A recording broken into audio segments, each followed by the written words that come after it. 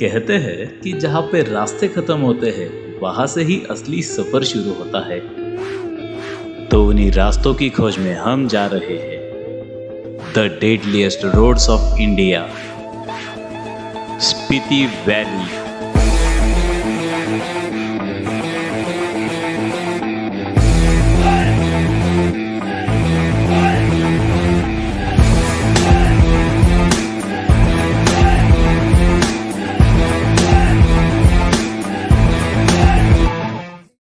Welcome to new vlog guys. तो हम आ गए हैं एक और नई ट्रैवल स्टोरी लेके।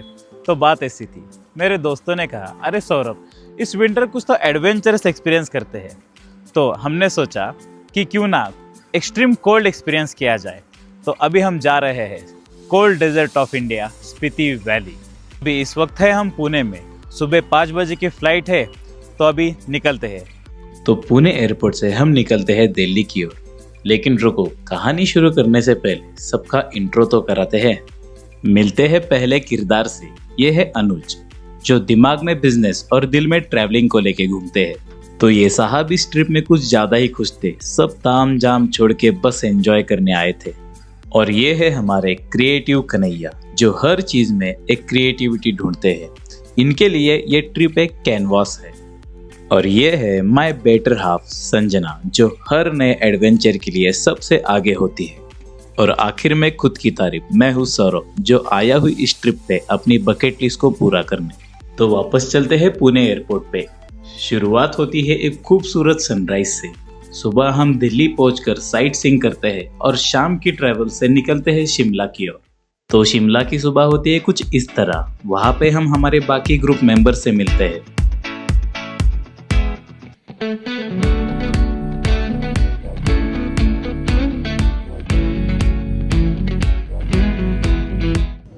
So it's a beautiful day in Shimla and beautiful view behind us. अभी हम यहाँ से निकल रहे हैं सांगला के लिए और ये होगी फुल डे ट्रैवलिंग।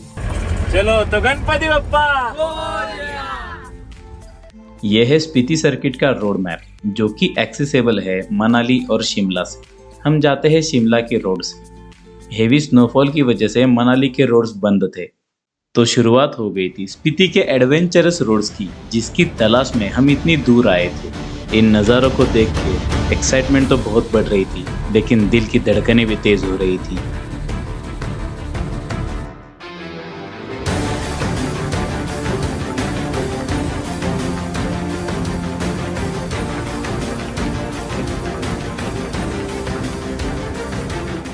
अभी हम सांगला पहुंचे हैं, तो जस्ट हम बैग अनलोड करके रूम पे आए और नेक्स्ट प्लान है डिनर करने का। अभी आप टेम्परेचर दिखाओ इधर का कितना है, -3। अभी ये हाल है, तो स्पीति तक जाते टाइम तो क्या हाल होगा। चलो अभी प्लान है ऐसा है कि डिनर के बाद चिल करेंगे। कल का प्लान ये है कि हम इधर से चितकुल निकलने वाले, जो कि इंडियाज लास्ट विलेज है। उधर से तिब्बतियन बॉर्डर शुरू हो जाती है। तो दिन खत्म होता है एक स्वादिष्ट डिनर और एक बढ़िया ऊनो गेम के साथ। सुबह होती है सांगला में। सांगला हिमाचल प्रदेश के किन्नौर जिले में बसपा घाटी में बसा हुआ एक छोटा सा गांव, जो कि लगभग 8,900 फीट की ऊंचाइयों पर स्थित है। और सांगला के घाटी से होकर बहती है बसपा नदी, जो अपने साफ और तेजी से बहने वाली पानी के साथ इलाकों की सुंदरता में एक इजाफा रखती है। तो शुरुआत करते हैं स्पीति के तीसरे दिन की। तो आज हम जा रहे हैं चितकुल, जो कि है इंडिया का लास्ट विलेज। तो सबसे पहले हम पहुंचते हैं बसपा नदी के पास, जिसके किनारों पे बसा है एक खूबसूरत सा गांव चितकुल। तो guys, we are finally in Chitkul, India's last village. ये जो आप माउंटेन्स देख रहे हो, ये सामने वाले, हाँ, इसके अपोजिट साइड पे है चाइना बॉर्डर। ये बात सुनते हैं I am getting to excited कि और क्या क्या इसके बारे में पता चल सकता है। और ये सब देख के मुझे बहुत मतलब ऐसे अनरियल लग रहा है। कहते हैं ना कि पहाड़ों में आके रहना है। अब समझ आता है कि क्या मज़ा है इन पहाड़ों में, क्यों ऐसे लोग कहते हैं यहाँ रहना है। बढ़िया, कुछ ज्यादा ही इन्फ्लुएंस कर दिया इस पहाड़ों ने आपको। यस बिल्कुल, ये है ही इतने बढ़िया। सच कहा संजना ने, कुछ तो है बात इन पहाड़ों में, जहाँ आकर वक्त थम सा जाता है और दुनिया खूबसूरत लगने लगती है।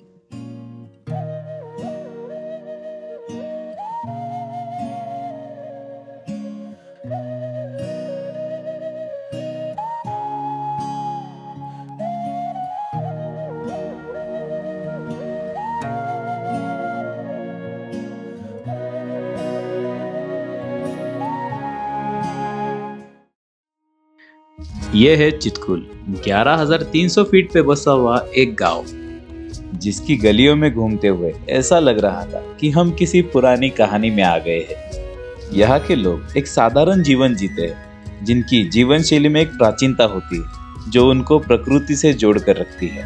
इस गांव का मुख्य आकर्षण है माथी देवी का मंदिर, जो सदियों पुरानी परंपराओं का एक केंद्र है। यहाँ के लोग माथी देवी को अपना रक्षक मानते हैं, जो यहाँ के लोगों को कुदरत की चुनौतियों का सामना करने में प्रेरित करता है। देवी के मंदिर में प्रवेश करते ही आपको एक अलौकिक शांति का अनुभव होगा। चितकुल में घूमने के बाद हम लंच करते हैं इंडियाज लास्ट ढाबा पर। उसके बाद हम निकलने वाले थे कल्पा की ओर, जहाँ पे ठंड और बढ़ने वाली थी और नज़ारे बहुत खूबसूरत होने वाले थे। जाते वक्त हम रिकांग पियो में शॉपिंग के लिए रुकते हैं, जो कि किन्नौर जिले का एक मुख्यालय है। तो शाम तक हम पहुंच गए थे कल्पा में। अल्टीट्यूड ज़्यादा होने की वजह से ऑक्सीजन लेवल ड्रॉप हो रहा था। ये और ड्रॉप ना होता अगर हम ये ना करते।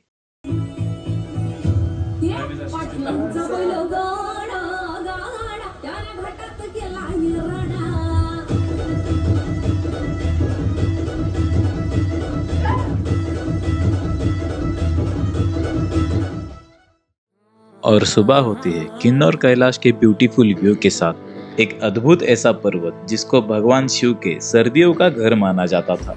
यहाँ पे प्राचीन पत्थर से बना एक शिवलिंग है, जिसके दर्शन करने के लिए ट्रेकिंग करके जाना पड़ता है। फिलहाल ये तो हमारे आइटिनरी में नहीं है, तो शुरुआत करते हैं नए दिन की। कल्पा में हम जहाँ रुके थे वहाँ का होटल बहुत ही बढ़िया था। तो सुबह ब्रेकफास्ट करने के बाद हम सब लोग दिन की प्लानिंग करते हैं। समझ नहीं आ रहा था कि आज कहाँ जाए, तो हम जाते हैं सुसाइड पॉइंट। अरे भाई, फोटो खिंचाने। तो सुसाइड पॉइंट पे हमें बाइक पे दो दोस्त मिलते हैं, जिनकी बाइक की हम राइड लेते हैं, और वो राइड कुछ ऐसी थी।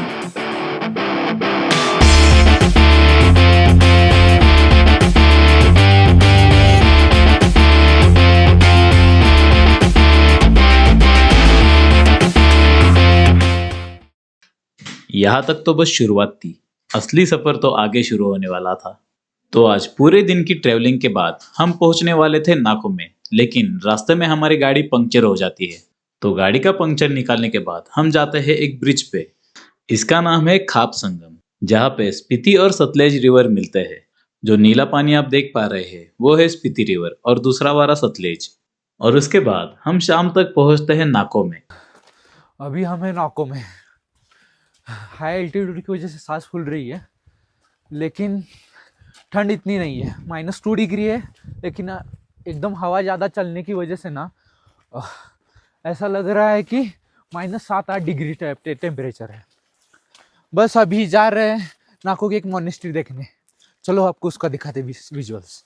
नाको हिमाचल की पहाड़ियों में ऐसा छुपा है जैसे भगवान ने इसको इंसानों से छुपाया हो। और यह है नाको मोनेस्ट्री, जिसको भोती लैंग्वेज में नाको गोम्पा भी कहा जाता है, जिसका निर्माण हुआ था 11वीं शताब्दी में, जो इसको हिमाचल की पुरानी मोनेस्ट्रीज में से एक बनाता है। यहाँ के मंदिर बस पत्थर से नहीं बने, बल्कि इनमें बहुत पुराना एक इतिहास जुड़ा है। और यहाँ के लोग अपनी संस्कृति और परंपराओं को बहुत गर्व से निभाते हैं। हाँ जी, हेलो। हेलो जी, आपका नाम? मेरा नाम पेमा। आपके बारे में कुछ बता सकते हैं? हम लोग मॉम के ना, हम तो यहाँ हमारा तो 1 साल का ड्यूटी लगता है। जो मेन मोनेस्ट्री होता है ना, हमारा कुल्लू मनाली में होता है। ओके। तो यहाँ ये ओल्ड मोनेस्ट्री में हमारा 1 साल का ड्यूटी लगता है ना। ओके। हमारे साथ एक और साथी होते हैं हम लोग। ओके। पूजा पाठ जैसा लोगों को दर्शन कराना है, ऐसा सर। मतलब डेली रिचुअल्स के लिए आप मतलब 1 ईयर ड्यूटी होती है? हाँ जी। ओके, आप मोनेस्ट्री का मतलब इतिहास के बारे में बता सकते, हिस्ट्री के बारे में? ये मोनेस्ट्री ना 1100 साल पुराना है। ओके। 11वीं सेंचुरी में बनाया ना। ओके।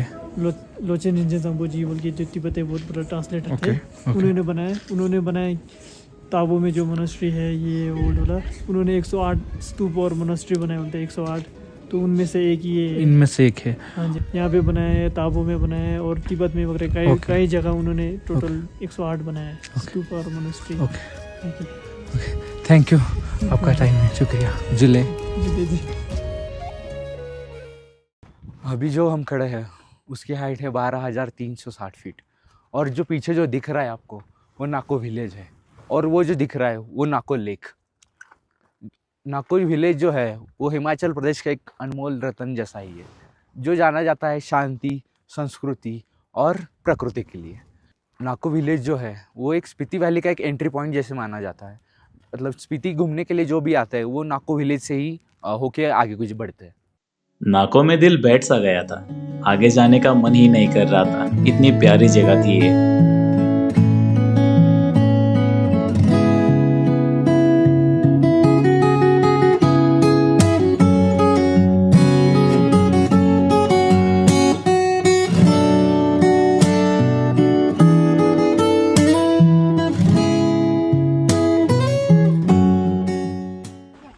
महाराष्ट्र पता है क्या आपको? महाराष्ट्र पता है आपको? सुना तो था, देखा तो नहीं। अच्छा, हाँ, मुंबई बम्बई बम्बई तो यस, सुना। उधर से है। उधर से अच्छा, बम्बई बोल दो ना। मुंबई।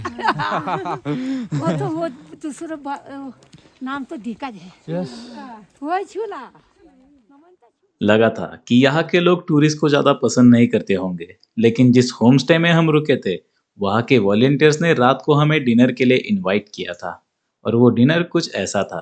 तो ये आज हमारा ऑथेंटिक घर का खाना मिल रहा है हमें। हाँ चंदना, बहुत बढ़िया है। मालक मैं भी बहुत बढ़िया हूँ। और खाना बहुत बढ़िया। क्रिकेट टीम, हाँ, 4 बच्चों के बाप। तो रात में डिनर करने के बाद इंतजार होता है अगली सुबह का, एक और नए रोमांच से भरे दिन का।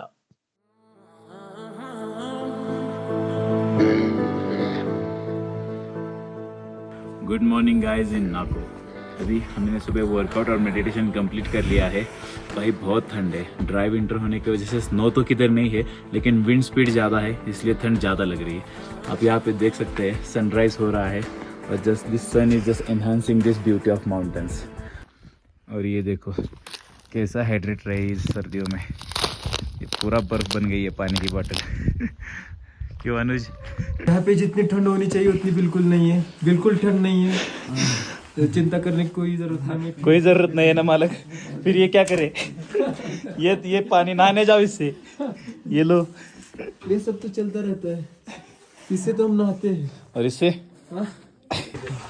सुबह सुबह गाड़ी ठंड की वजह से पूरे स्टार्टर नहीं लग रहा है गाड़ी का, और धक्का देने की वजह से फिर भी नहीं चालू हो रही है, तो धूप में खड़े कर दिए। अभी फिर से वेट करो 1 आवर के लिए। पीछे गाड़ी आ चुकी है, वो इस गाड़ी की वजह से रास्ता फंस गया, तो सभी लोग उधर से उतर के धक्का लगा रहे हैं अभी, और मैं भी धक्का लगाने जा रहा हूं।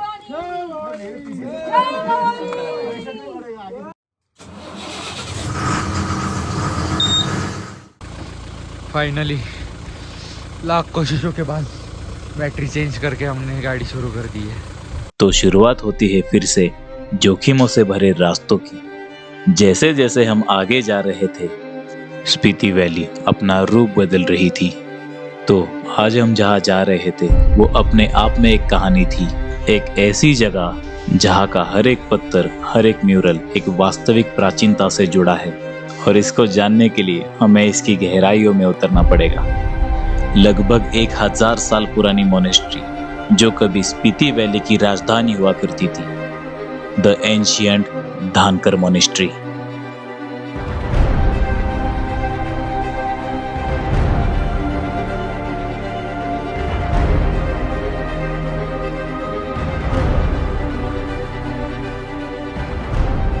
कई वर्षों से धानकर मठ प्रकृति और इंसानों के हस्तक्षेप का सामना करते आ रहा है। यहाँ के मॉन्क सब कुछ अपना दांव पर लगाकर इसकी रक्षा कर रहे हैं, ताकि आने वाली पीढ़ियां इसकी संस्कृति का महत्व समझ सके। यहाँ के मॉन्क्स कहते हैं जो सच्चे मन से धानकर में ध्यान लगाता है वो उसके वर्तमान और अतीत का एक हिस्सा बन जाता है। हम निकलते हैं स्पीति की आज की राजधानी काजा की ओर, जहाँ पर ओवरनाइट स्टे करने के बाद हम करते हैं एक और नए दिन की शुरुआत।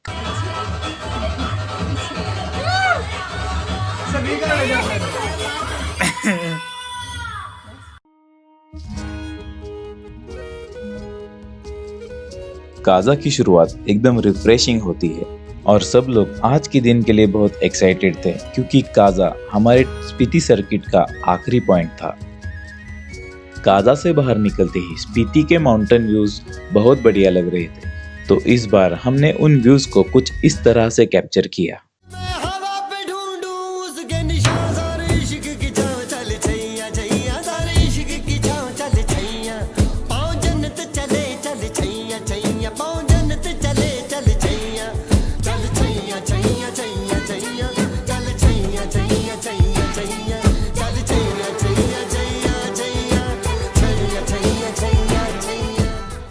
इन मोमेंट्स में हम हमारे बाकी दोस्तों को बहुत मिस कर रहे थे, तो सोचा world's highest post office Hikkim जाके उनको खत लिखा जाए कि सालो अगली ट्रिप पे तो मना मत करना। और उसके बाद हम जाते हैं वर्ल्ड्स हाईएस्ट रेस्टोरेंट में। तो गाइज हम अभी वर्ल्ड्स हाईएस्ट रेस्टोरेंट में हैं। जैसे आप देख सकते हो अल्टीट्यूड यहाँ का 15,050 के लगभग 50 के करीब है, और ये है ना सबसे हाईएस्ट लेवल पे कॉमिक इस गांव का नाम है। तो आज वो समय आ गया था जो मेरे कई सवालों के जवाब देने वाला था। ऐसी कौन सी वो मेरी जिद थी जो मुझे स्पीति वैली लेकर आ गई। शायद जानना था कैसे ये मोनेस्ट्रीज हजारों सालों से खड़ी है, दुनिया के खतरों से, इंसानों और तूफानों से ये कैसे बचते हुए आई होगी। शायद से ये हमें कुछ बताना चाहती थी कि पहचान लो खुद को और कर लो सामना इन चुनौतियों का। शायद से ये वक्त वो मौके लेके वापस ना आए। शायद से तुम कभी वो ना बनो जो तुम बनना चाहते थे। लेकिन डर लग रहा था, क्या मैं इन चुनौतियों को पार कर सकूंगा? इस सफर में कहीं गिर गया तो फिर से उठ पाऊंगा? इन सब सवालों का जवाब स्पीति ने मुझे बस एक अल्फाज में बता दिया। You are in the search of limitless life, where every end is the new beginning.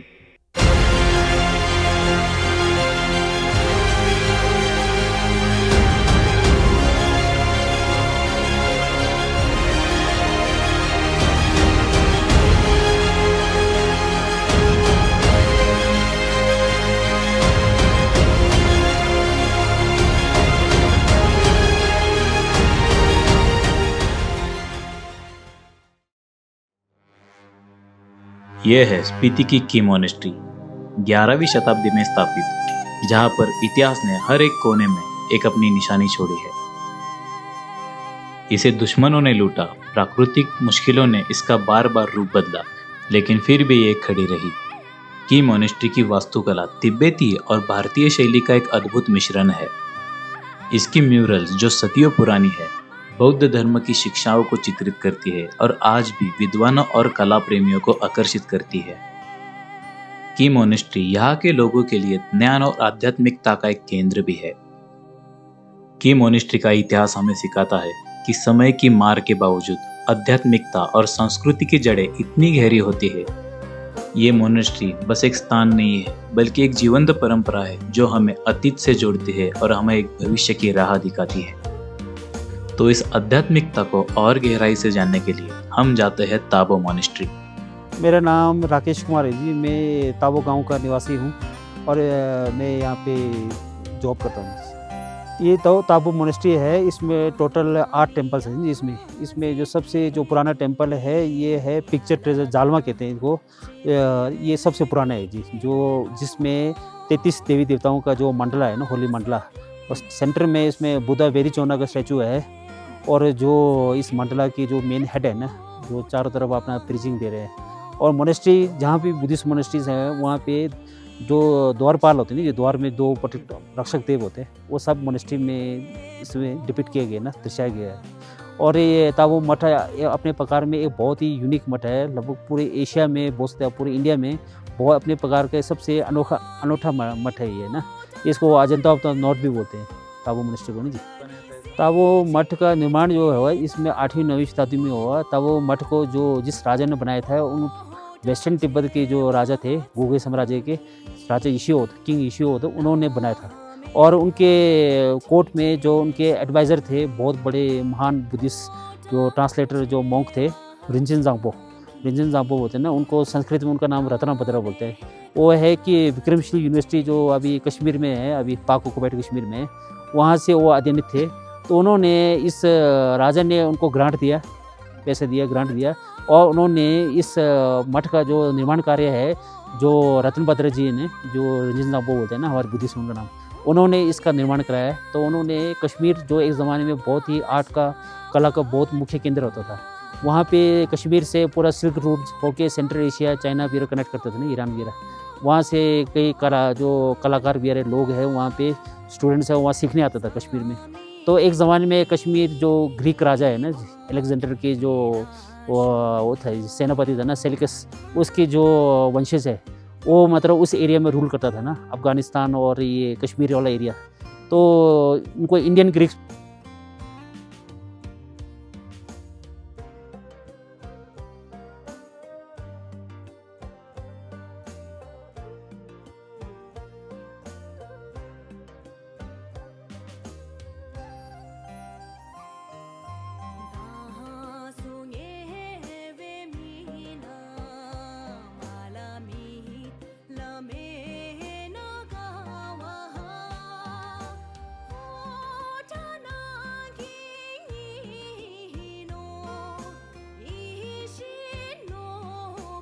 बड़े बड़े मठ विहार वगैरह बनाए, मूर्तियाँ बनाए, भगवान बुद्ध की कई सारी मूर्तियों को निर्माण कराया उसने।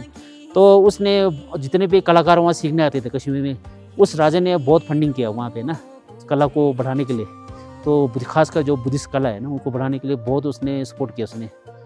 तो उसका इन्फ्लुएंस हमारे यहाँ था, वो मठ में भी है, और जितने भी वहाँ पे आर्टिस्ट है उसमें कई कश्मीरी पंडित थे। तो उन्होंने यहाँ पे मठ निर्माण करने आया, तो उन्होंने हर काम शुरू करने से पहले एक प्रथा होती है ना, गणेश जी का वहाँ स्थापना होता है। तो गणेश का मूर्ति भी है हमारे यहाँ पे। कई टूरिस्ट जैसे हमारा क्वेश्चन पूछते हैं कि गणेश की मूर्ति है, बुद्धिस्ट मोनेस्ट्री है, गणेश तो हिंदी डेटी है, गणेश की मूर्ति कहाँ से है, लोग बहुत क्वेश्चन करते हैं। तो उसमें गणेश से मैं ये बताना चाहता हूँ कि गणेश को हमारे बुद्धिज़्म में भी मानते हैं, बुद्धिज़्म में भी हम लोग इनको पूछते हैं, है ना। वो यह है कि गॉड ऑफ प्रॉस्पेरिटी बोलते हैं ना, प्रॉस्पेरिटी के लिए इनको पूजा करते हैं। तो ये थी ताबो मोनेस्ट्री। ये सबसे अभी तक जो हमने मोनेस्ट्री देखी, ये उनमें सबसे बहुत यूनिक थी।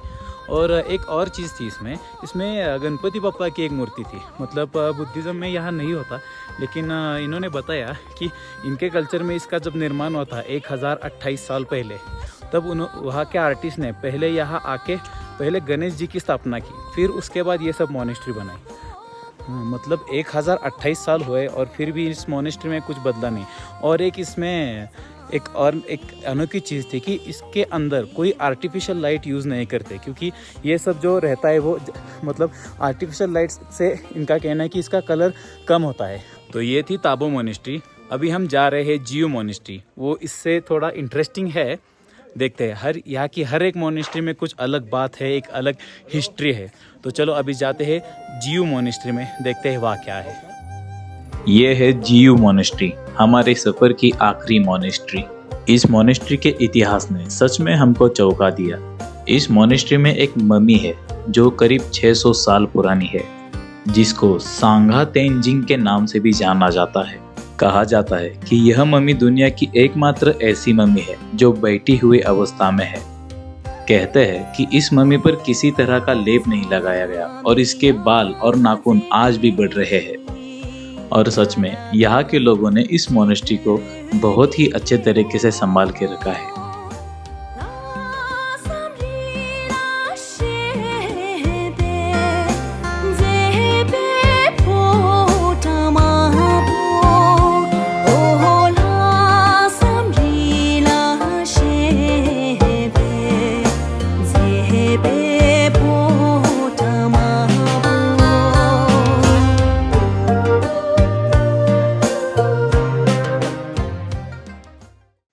तो यहाँ पे खत्म होता है हमारे स्पीति वैली का ये सफर। जाते वक्त बस एक बात का दुख हो रहा था कि हम स्नोफॉल एक्सपीरियंस नहीं कर पाए, लेकिन वापस जाते वक्त जब हमारी बस शिमला से बस 15 मिनट से डिले हो गई, तो उस 15 मिनट में हमें शिमला का पहला स्नोफॉल एक्सपीरियंस करने को मिला।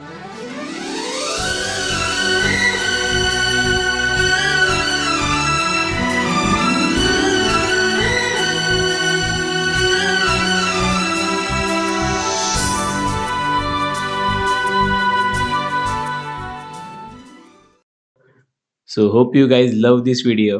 सी you in the next travel series. तब तक ये व्लॉग्स आप रिपीट्स पे देख सकते हैं।